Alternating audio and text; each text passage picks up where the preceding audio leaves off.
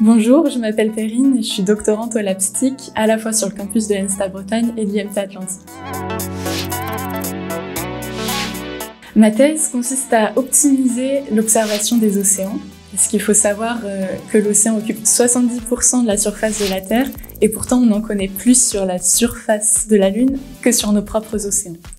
Donc le but, c'est de combiner toutes les données qu'on a à notre disposition, qui viennent à la fois des satellites, des bateaux en mer ou des bouées, et de réussir à en tirer le plus d'informations grâce à l'intelligence artificielle.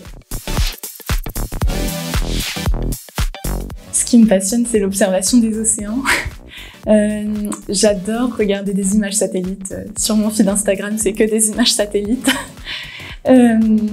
J'aime donc l'idée d'optimiser l'observation des océans et d'en percer ses secrets grâce à ces données en les utilisant intelligemment.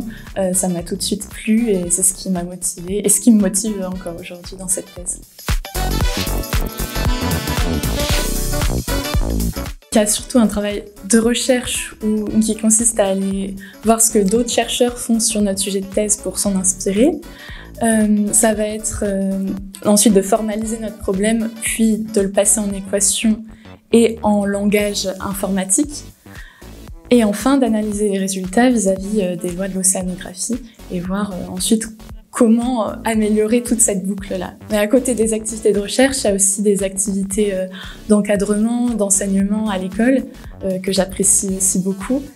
Parce que ça permet aussi de sortir un peu de son bureau et d'être au contact, enfin de former des nouvelles personnes. Et enfin, dans ce côté contact humain, il y a aussi les rencontres avec d'autres chercheurs au cours de séminaires, de conférences, à Brest ou ailleurs, souvent à l'international. Donc c'est assez stimulant. Concrètement, j'aimerais à la fin, à partir de données satellites, pouvoir dire quelles données en mer on a besoin d'aller acquérir pour avoir une compréhension plus précise d'un phénomène qu'on va chercher à étudier, comme par exemple, là je m'intéresse aux courants marins de surface de petite échelle. Parce que les petites échelles océaniques n'ont pas encore été assez bien étudiées pour quantifier tous les échanges d'énergie et de nutriments qui peuvent se passer à l'intérieur de l'océan, alors que l'océan est un énorme régulateur climatique qui va stocker près de 90% des excès de chaleur et de gaz à effet de serre émis sur Terre. Un chercheur qui trouve est un chercheur qui cherche.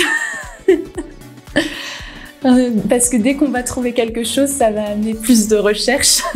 Donc finalement, c'est un cycle sans fin, je dirais.